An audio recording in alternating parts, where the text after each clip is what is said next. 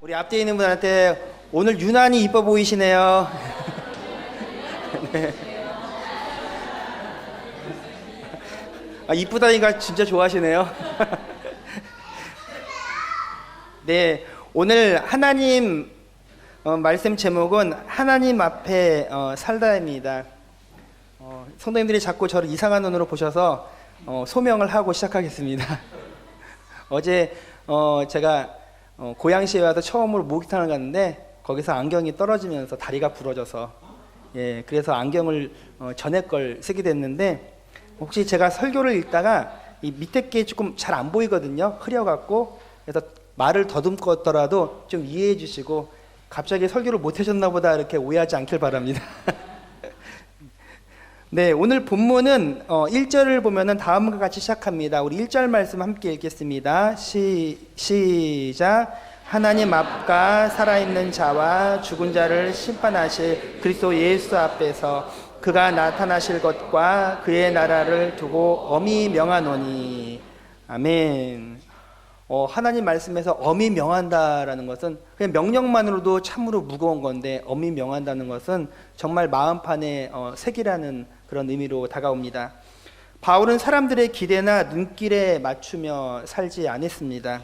그는 하나님과 심판자로 오실 예수님 앞에서 하나님의 나라만을 바라보며 살아갔던 사도였습니다. 혹시 우리는 살아가면서 다른 사람들의 그 기대나 눈길을 지나치게 의식하며 살아가고 있지는 않습니까? 또 사람들이 칭찬을 하면은 정말 날아갈 듯 기뻐하고, 또 비난을 하면은 너무 힘들어서 침륜에 빠지지 않습니까? 저는 이 말씀을 보면서 최근 우리 한국 사회에 휩쓸고 있는 그 인터넷 그 댓글 문화를 한번 봤습니다. 사람들이 그것을 보면서 얼마나 좋아하고 또 얼마나 슬퍼하는지. 솔직히 댓글이 뭐라고, 한 사람의 생명을 때로는 앗아가기도 하고 또한 사회를 혼란스럽게 하는지 참 모르겠습니다. 저는 그게 어떤 의미를 갖는지 잘 모르겠는데, 그것에 대해서 그 서울대 언론정보학과의 그 이재현 교수는 그에 져서 풍요한 빈곤의 시대라는 책에서 다음과 같이 말하고 있습니다. 제가 읽어드리겠습니다. 현대인들은 SNS에 자신의 근황을 알린 후 많은 사람이 좋아요를 눌러주기를 바랍니다. SNS의 친구 수, 팔로워 수, 댓글 수, 좋아요 수 등으로 그의 인간관계를 계량화하고 있습니다. 이는 현대인이 다른 사람의 눈으로 자기를 보고 자기 가치를 평가하는 것을 의미합니다. 자기의 가치를 다른 사람들의 평가로 그대로 계량화하는 것이 현대인의 비애라라고 이 교수는 말하고 있는 것입니다. 하지만 우리의 인간의 가치, 나의 가치는 어디서 비롯됩니까? 그 가치는 하나님이 매겨주시는 겁니다. 하나님이 우리를 존귀하다고 하면 존귀한 거예요. 다른 사람이 나를 비난하거나 어떻게 평가한다고 그것이 옳은 것이 아닙니다. 그런 기초에서 오늘 말씀을 들었으면 좋겠습니다. 우리는 하나님의 눈앞에서 살아가는 자들입니다. 심판자로 오실 주님 앞에서 살아가는 자가 바로 우리입니다. 그러므로 우리는 하나님 나라에 마음을 두고 살아가야 합니다. 오직 하나님 나라를 바라보게 되면은 우리가 두려울 것이 없는 것이죠. 혹시나 이렇게 생활하는 중에 누가 나로 하여금 너 너무 가난한 사람 같아 라고 말을 하는데, 정말 가난한 사람이 그 말을 들으면 상처가 될 수 있습니다. 하지만 진짜 부자인데 누가 나를 보고 가난하다고 말하면 이런 마음 들죠. 너가 나에 대해서 잘 모르는구나. 그렇게 되지 않겠습니까? 너는 되게 무식한 것 같아 라고 하는데, 그 사람이 최고의 학벌을 가진 사람이면 누가 뭐라고 평가를 하든 무시하지 않겠습니까? 중요한 것은 우리가 어떤 마음을 가지고 자기를 지키느냐가 중요한 것입니다.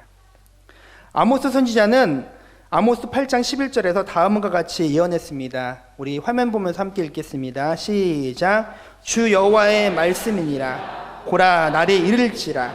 내가 기근을 땅에 보내리니 양식이 없어 주림이 아니며 물이 없어 가람이 아니요 여호와의 말씀을 듣지 못한 기갈이라.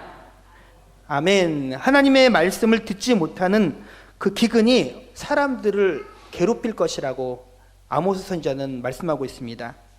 현대에는 말씀이 많은 것 같지만은 실제로는 말씀의 진리에 목마른 시대입니다.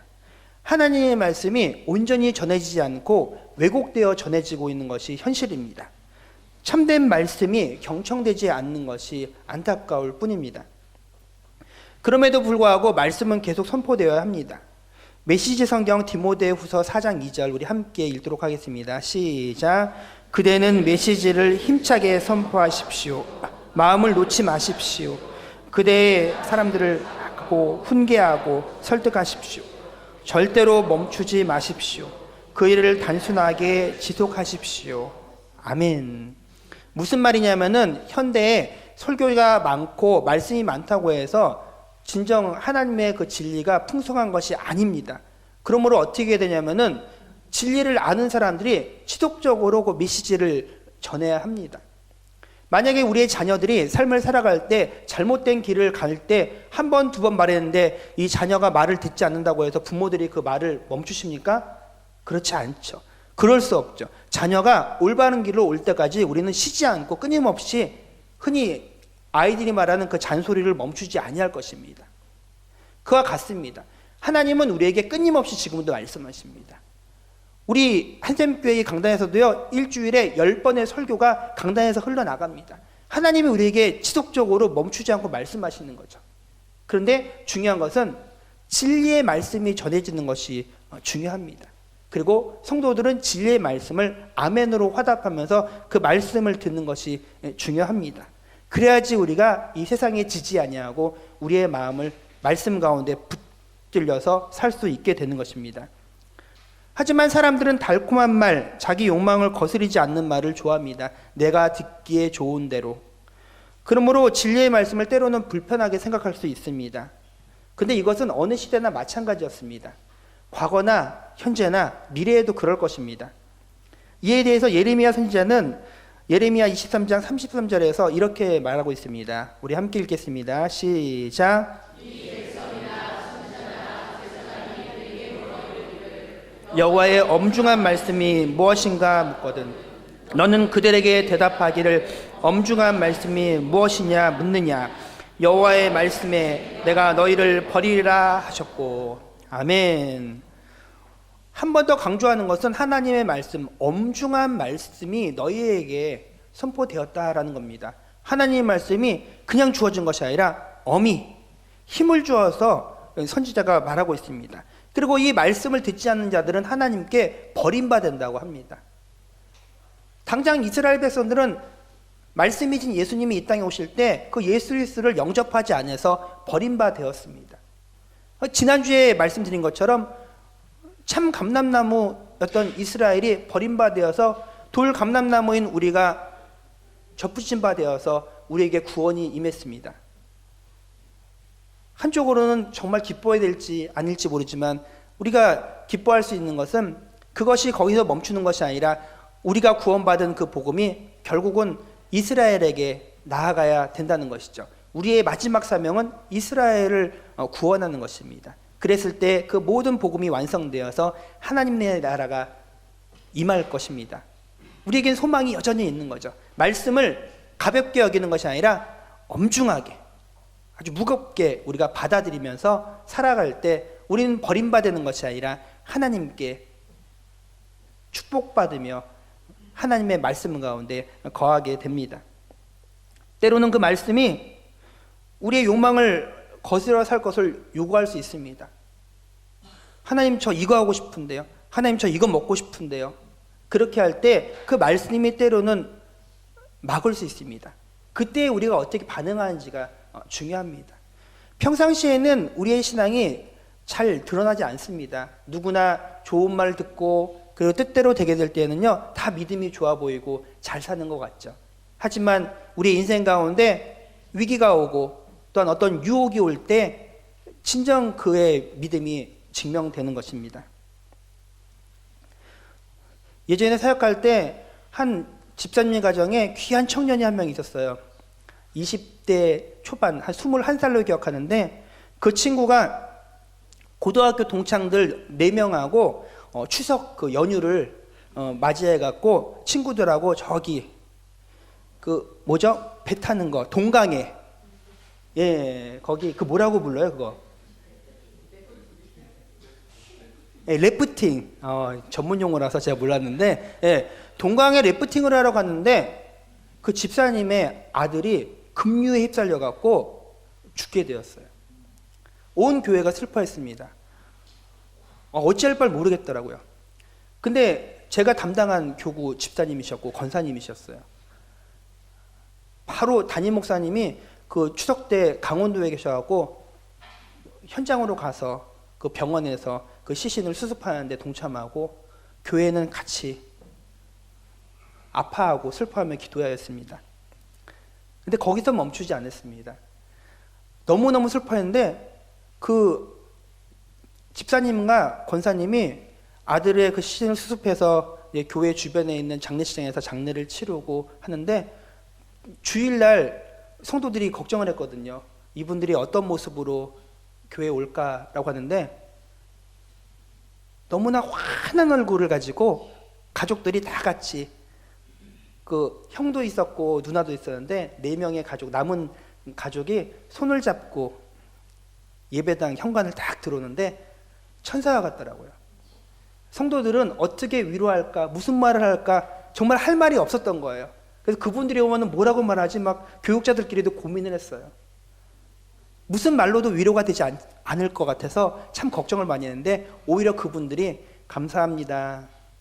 우리 아들은 천국 갔는데 기도해 주셔서 감사합니다 하면서 그때부터 그 가족들이 모든 예배에 4명이 같이 새벽부터 손잡고 와서 예배드리고 기도하고 그런 일이 있었습니다. 성도들이 너무 은혜를 많이 받고 위기 가운데서 오히려 믿음으로 기도로 이겨내는 그런 모습을 보면서 그분들을 보면서 오히려 도전을 받고 위로를 받았습니다. 참 위기 가운데 그리고 어려움 가운데 그들의 그 믿음이 증명이 된 것입니다. 그리고 그들의 그러한 모습을 통해서 교회가 더욱더 힘을 얻고 그리고 성도들이 그 이유는 어떤 일이냐면은 각자 아픔이 있고 어려움이 있어도 엄살을 부릴 수가 없었어요. 장성한 아들을 잃은 그 집사님과 권사님이 그렇게 귀하게 믿음의 본을 보이셨는데 아픈 척 못하겠더라고요. 슬픈 척 못하겠더라고요. 그러면서 교회가 더욱더 체질이 신앙의 체질이 강건해지는 그 역사를 경험하게 되었습니다. 하나님의 말씀은 솔직히 말하면 부담이 될 때가 더 많습니다.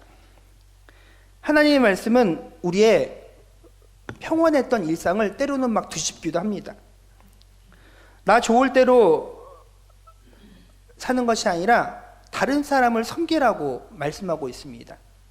너의 삶이 중요한 것이 아니라 너의 삶을 통하여서 다른 사람의 삶을 어떻게 영향을 미칠지를 도전하는 것이 하나님의 말씀입니다. 그러므로 참된 말씀은 처음에는 받아들일 때 좀 씁쓸하기도 하고 또 거부감이 들 수도 있습니다. 하지만 그 말씀을 우리가 작정을 하고 삼키게 되면은 꿀송이보다 더 달게 느껴지는 것이 하나님의 말씀입니다.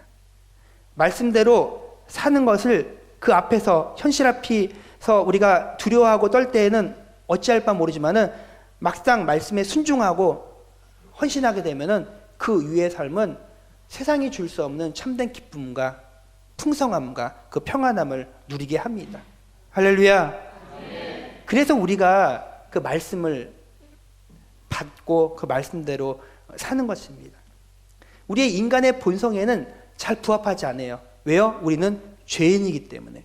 그래서 하나님의 그 거룩하심으로 우리에게 말씀할 땐 때로는 이해되지 아니하고 왜 내가 굳이 그 말씀대로 살아야 되느냐 헷갈릴 때도 있지만은 순종하는 마음을 가지고 그 말씀대로 준행하며 살아갈 때 우리의 삶 가운데 진정한 복이 임하게 되는 것입니다. 사도 바울은 자신의 때가 얼마 남지 않았다는 사실을 잘 알고 있었습니다. 그러므로 더욱 종말론적으로 그는 말씀을 선포하였습니다. 본문 6절 말씀 우리 함께 읽겠습니다. 시작. 전제와 같이 내가 벌써 부어지고 나의 떠날 시각이 가까웠도다. 아멘. 부어드리는 제물은 포도주나 피를 부어 마시는 것으로 헌신을 의미합니다. 전제로 붓다, 그러니까 헌신하는 것이죠. 바울은 자신의 삶을 다 부어서 하나님께 바친 바 되었습니다. 마지막 피 한 방울까지도 주님 앞에 바쳐지기를 소망하였습니다. 그리고 바울은 자신의 삶을 이 한마디로 요약하고 있습니다. 우리 7절 화면을 보겠습니다. 시작. 나는 선한 싸움을 싸우고 나의 달려갈 길을 마치고 믿음을 지켰으니. 성도들의 삶은 싸움입니다. 저는 우리 성도들이 이 말씀처럼 살 수 있으면 참 좋겠습니다. 하나님, 나는 선한 싸움을 싸웠습니다. 하나님, 나의 달려갈 길을 다 마쳤습니다. 그리고 하나님, 내가 믿음을 지켰습니다. 너무 중요하지 않습니까? 신방을 가다 보면은 마지막에 운명의 때에 도달하신 분들을 만나게 됩니다. 아, 곧 돌아가시겠구나 라는 것이 느껴집니다. 그래서 그 어르신들이 마지막 때 이렇게 몸이 안 좋아지다가 갑자기 잠시 살아날 것처럼 눈이 밝아지고 또 말씀하시기 시작하고 건강해지는 약간의 시간이 있습니다. 경험하셨죠? 그게 하나님이 삶을 마무리하라고 주시는 축복의 시간입니다. 그때 믿음을 확인합니다. 권사님, 집사님, 천국이 보이십니까? 라고 하면은 보인대요. 참 감사하죠. 그 마음 끝까지 지키세요. 마지막에 흔들리지 마세요. 하나님께서 지켜주실 거예요. 잠시 눈 감고 뜨시면은 거기가 천국이에요. 우리 힘차게 같이 진군합시다 하면서 같이 찬송 불러주고 기도하고 하는 시간이 있습니다. 이게 너무나 당연한 것 같지만 그렇지 않습니다. 사탄은 그 마지막 때까지도 성도들의 믿음을 파괴하려고 공격합니다. 그래서 그때 우리가 찬양하고 기도하면서 공동체가 함께 그의 천국으로 행진하는 것을 도와줄 필요가 있습니다. 참 어려운 거죠. 우리 성도들도 각자 그렇게 기도했으면 좋겠습니다. 이 고백처럼 하나님, 내가 선한 싸움을 싸웠습니다. 나의 달려갈 길을 마쳤습니다. 그리고 믿음을 지켰습니다. 그 믿음 끝까지 지킬 수 있도록 마지막 죽는 순간까지 내가 믿음을 배반하지 아니하고 하나님께 우리의 믿음을, 나의 삶을 다 드리기를 소망합니다. 성령을 통하여 지켜 보호하여 주옵소서. 그것이 우리의 기도가 되기를 원합니다. 성도들의 삶은 그래서 영적인 싸움입니다. 자아를 중심으로 세상을 이루려고 욕심과 싸우는 과정입니다. 하나님의 뜻을 거스르는 불의한 세상과 맞서 싸우는 과정입니다. 바울은 자기 욕망에 맞서는 일의 힘겨움을 로마서 7장 22절에서 23절에 다음과 같이 표현하고 있습니다. 함께 읽도록 하겠습니다. 로마서 7장 22절에서 23절 시작. 내 속 사람으로는 내 지체 속에서 한 다른 법이 내 마음의 법과 싸워 내 지체 속에 있는 죄의 법으로 나를 사로잡는 것을 보는도다. 아멘. 바울은 마음으로는 하나님의 법을 섬기지만 육신으로는 죄의 법을 섬기는 이중적이면서도 모순된 존재가 바로 우리 인간이라고 고백합니다. 사도 요한은 또한 요한일서 2장 16절에서 다음과 같이 얘기하는데 육신의 정욕과 안목의 정욕과 이생의 자랑이 우리를 은혜의 세계로부터 세상으로 자꾸 끌어내린다고 합니다. 안목의 정욕이, 육신의 정욕이, 이생의 자랑이 자꾸 우리가 하늘나라로 가는 것을 발목을 잡고 끌어내린다고 합니다. 그러면 우리는 이것을 떨쳐버릴 필요가 있는 것이죠. 얼마나 치열하게 우리가 죄와 세상과 싸워야 되는지 모릅니다. 우리 한생교회 성도님들 치열하게 죄와 세상과 싸우고 계십니까? 아니면 이미 세상 질서에 투항한 채 적당하게 타협하면서 살고 계시진 않습니까? 일정 수준의 교양을 가지고 그리고 남한테 빌리지 않을 만큼 적당한 벌이를 하고 또 비난받지 않을 만큼 죄 안 짓고 도덕적으로 만족하며 그냥 사는 걸로 충분하다고 생각하십니까? 희생이 요구되는 곳에는 안전을 먼저 생각하고 불의에 맞서야 할 자리에서는 회피할 핑계를 찾으면서 그러니까 적당히 합시다 이러면서 혹시 살아가는 그런 인생은 아니십니까? 저는 우리 한샘교회 성도님들이 그러한 삶이 아니기를 소망합니다. 본문 7절에 나는 선한 싸움을 싸우고 달려갈 길을 마치고 믿음을 지켰다는 이 짤막하게 이어지는 세 문장이 얼마나 강력하게 우리의 삶에 도전하는지 모릅니다. 가진 것이 아무것도 없어도 이 말을 할 수 있는 바울이 오히려 행복해 보입니다. 주님을 만난 이후 그 담에색 통해서 주님을 만난 바울은 변화되어서 십자가의 복음을 전하기 위해서 그의 목숨까지 바치는 것을 아끼지 않았습니다. 바울은 또한 인간이 겪을 수 있는 온갖 시련과 고통을 다 당하였습니다. 아마도 이 땅에서 예수님 다음으로 바울이 고난과 고초를 많이 당한 것으로 보입니다. 그런데도 그는 그 길에서 도망가지 않았습니다. 그러한 바울이 이제 끝이 보인다고 고백합니다. 그리고 그를 기다리는 것이 무엇입니까? 바로 8절의 의의 면류관이었습니다. 그것은 세속적인 명예를 의미하는 것이 아닙니다. 의의 면류관은 승리의 상징입니다. 그 면류관은 십자가의 고난의 동시에 부활의 기쁨입니다. 십자가 이후에 부활이 있기 때문에 십자가가 의미가 있는 것입니다. 혹시 우리 한샘교회 성도님들, 우리 개신교의 가장 큰 절기가 언제라고 생각하십니까? 우리는 성탄절로 알고 있지만은 신학적으로는 부활절이라고 합니다. 예수님이 이 땅에 오셨죠. 그런데 그가 부활하지 않았으면 의미가 없는 것이거든요. 근데 성육신으로 오신 예수님이 십자가에 죽으심 이후에 부활하셨습니다. 그것이 우리에게 소망이 되는 것이죠.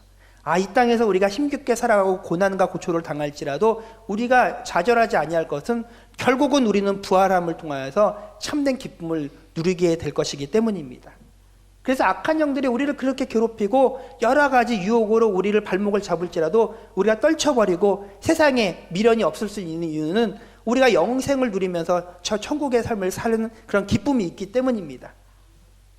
우리 좌우에 있는 분들한테 이렇게 축복합시다. 아우, 천국이 당신 거라면서요. 좋으시겠어요, 천국 가셔서. 네. 우리가 믿음으로 승리하면 결국 받게 되는 것이 이 바울의 의의 면류관입니다. 그리고 우리가 면류관을 쓰고 하나님의 품에 안기게 될 것입니다. 그러면 우리 하나님이 우리에게 이렇게 말씀하십니다. 잘했다, 착하고 충성된 종아. 저는 이 한마디만 들으면 그냥 그만일 것 같아요. 뭐가 더 필요합니까? 참 감사하죠. 역사가 헤로도토스는 그에 져서 역사라는 책에서 흥미로운 이야기 하나를 합니다. 제가 읽어보겠습니다. 어느 날 페르시아 사람들은 그리스 군대가 전쟁을 잠시 멈추고 무엇인가에 열중하고 있다는 보고를 들었습니다. 그들이 지금 무엇을 하고 있는지 그래서 확인해 봅니다. 그런데 그들은 올림피아제라는 체육 경기와 전차 경주를 관람하고 있었습니다. 그래서 그 경기의 상이 무엇인지 한번 확인해 보았더니 올리브 가지로 엮은 관이라고 합니다. 기껏 경주를 이겨갖고 받는 게 올리브 가지를 엮어서 만든 관이라, 바로 월계관을 의미하는 것이죠. 그러자 페르시아의 한 지식인이 탄식하면서 다음과 같이 고백합니다. 어찌하여 하필이면 이런 인간들과 싸우게 되었는가? 금은보화가 아닌 명예를 걸고 경기를 하는 사람들과 이길 수 없다는 거죠. 금은보화를 위해서 달려가는 그 페르시아의 그 병사들과 명예를 가지고 싸우는 이 그리스 병사들의 그 싸움의 결말이 너무 뻔히 보였기 때문에 페르시아의 그 지식인은 탄식을 하였던 거죠. 우리 그리스도인들이 싸우는 싸움이 무엇입니까? 금은보화를 원하십니까? 아니죠. 우리는 영생을 누리고자 천국으로 달려가는 하나님의 군대입니다. 세상이 결코 우리를 이길 수 없는 이유입니다. 우리가 얻게 될 의의 면류관도 세상의 어떤 것과 그래서 바꿀 이유가 없습니다. 그것은 돈이나 권세나 명예로 결코 살 수 없는 것입니다.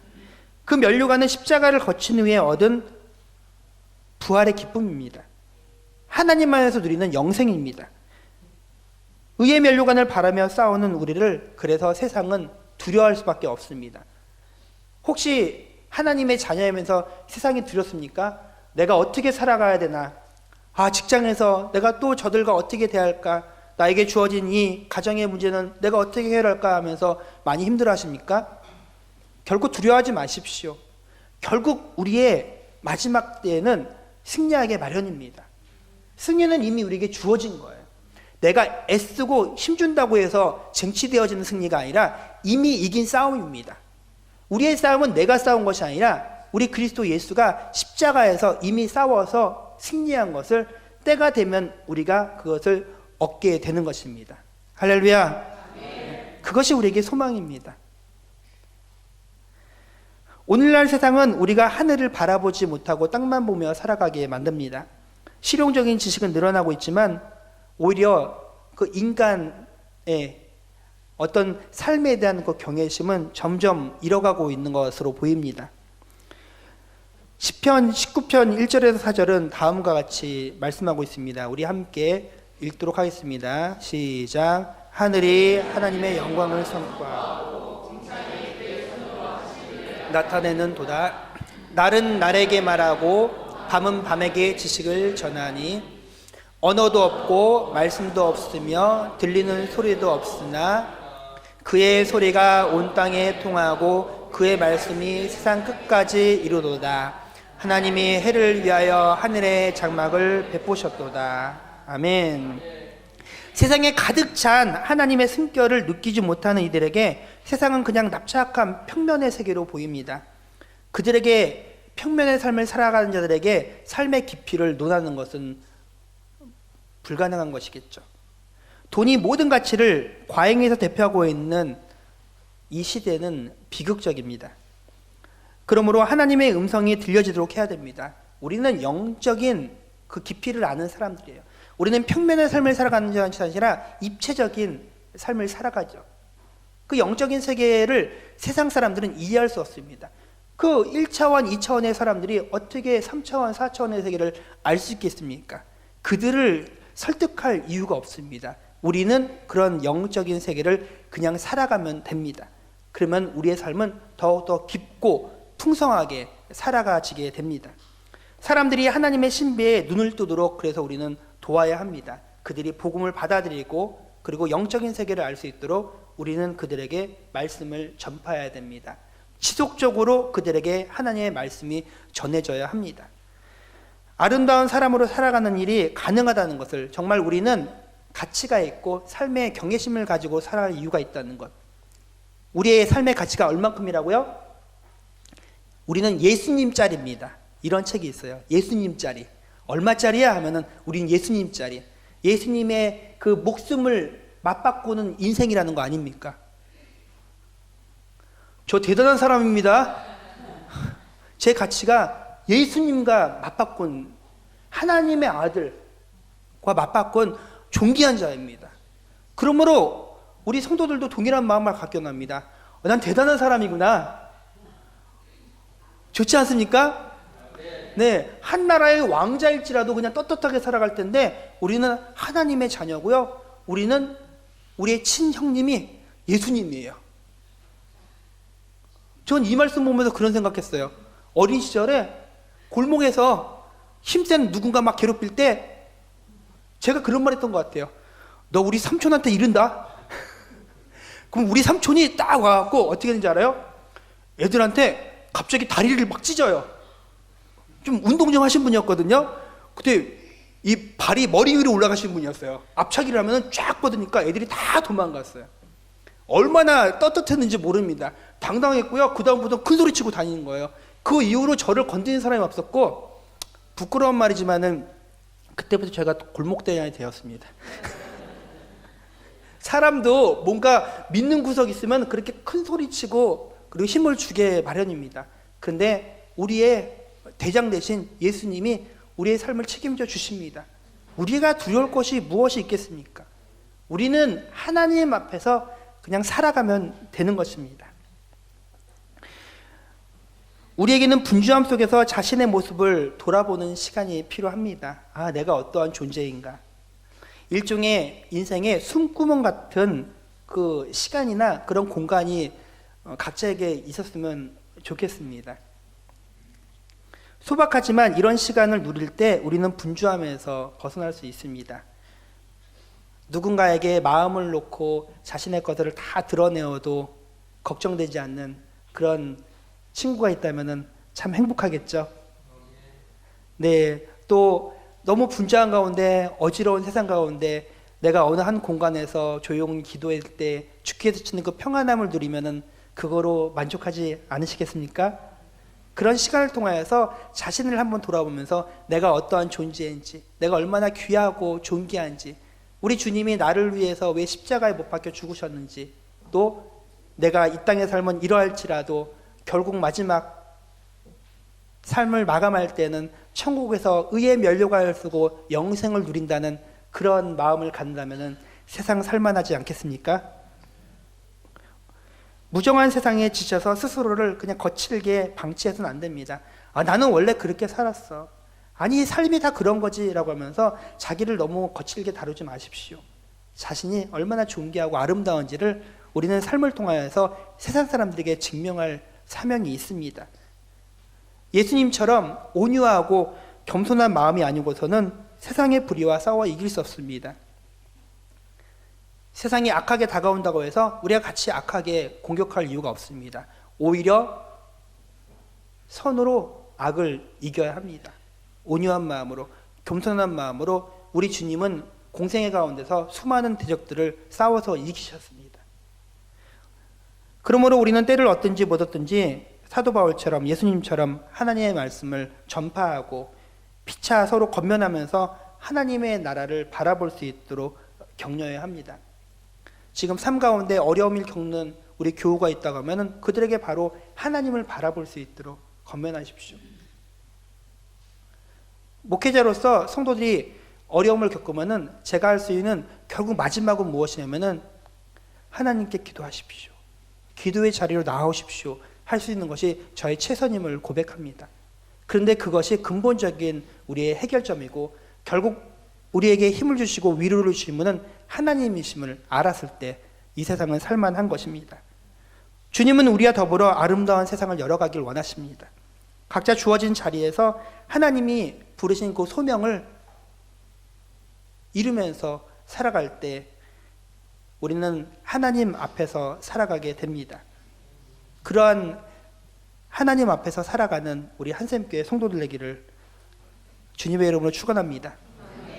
우리 주님께서 끝날까지 항상 함께 하실 것입니다. 할렐루야. 네, 우리 찬양하면서 기도하는 시간 갖겠습니다.